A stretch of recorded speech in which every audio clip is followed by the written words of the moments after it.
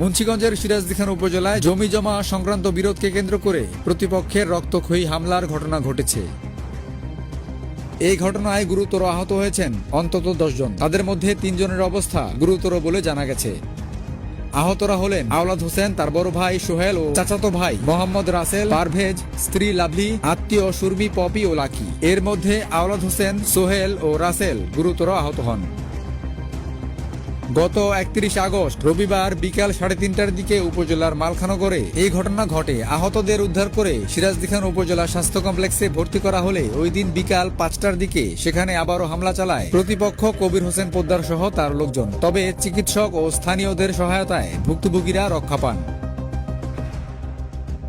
এই ঘটনায় হামলার শিকার ভুক্তভোগী আওলাদ হোসেন বাদী হয়ে প্রতিপক্ষ মোহাম্মদ কবির হোসেন পোদ্দার সহ 21 জনকে আসামি করে সিরাজদি খান থানায় একটি মামলা দায়ের করেন, যার নং 5। এজাহার সূত্রে জানা যায়, আসামিরা দেশীয় অস্ত্র, লোহার রড ও বাঁশের টুকরা নিয়ে হঠাৎ তাদের বিরোধীয় জমিতে প্রবেশ করে জোরপূর্বক সাইনবোর্ড টাঙাতে যায়। বাধা দিতে গেলে আওলাদ হোসেন, তার বড় ভাই সোহেল ও চাচাতো ভাই রাসেলের উপর হামলা চালায় কবির হোসেন পোদ্দার সহ তার লোকজন। এতে আওলাদের সামনের দাঁত ভেঙে যায় এবং মুখে গুরুতর জখম হয়। সোহেলের মাথায় দা দিয়ে কোপ মেরে রক্তাক্ত জখম করা হয়, আর রাসেলের হাড় ভাঙা জখম হয়। পরবর্তীতে আসামিরা ধারাবাহিকভাবে আওলাদ হোসেনের স্ত্রী লাভলি, চাচাতো ভাই পারভেজ ও আত্মীয় সুরমি, পপি ও লাকি সহ আরো বেশ কয়েকজনকে মারধর ও শ্লীলতাহানি করে প্রতিপক্ষ কবির হোসেন পোদ্দার সহ তাদের লোকজন।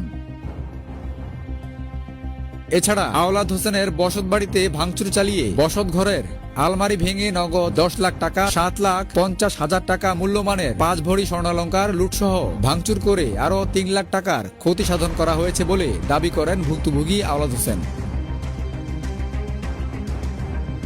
ভুক্তভোগী আওলাদ হোসেনের দায়ের করা মামলার 1 নং আসামি কবির হোসেন পোদ্দার ধরাছোঁয়ার বাইরে থাকলেও মামলার 2 নং আসামি মহসিন ও 3 নং আসামি মামুন আদালতে হাজিরা দিতে গিয়ে গ্রেফতার হয়েছেন। মামলার অন্যান্য আসামিরা আদালতে হাজির হয়ে জামিন লাভ করেছেন।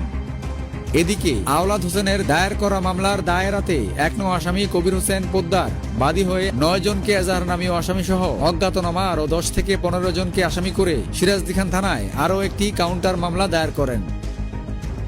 ভুক্তভোগী আওলাদ হোসেন, তিনি সহ তার পরিবারের লোকজনের উপর হামলার ঘটনায় জড়িতদের দৃষ্টান্তমূলক শাস্তির দাবি জানিয়েছেন। এই ব্যাপারে অভিযুক্ত কবির হোসেনের মুঠোফোনে একাধিকবার ফোন করা হলে তিনি ফোন রিসিভ না করায় তার বক্তব্য পাওয়া যায়নি।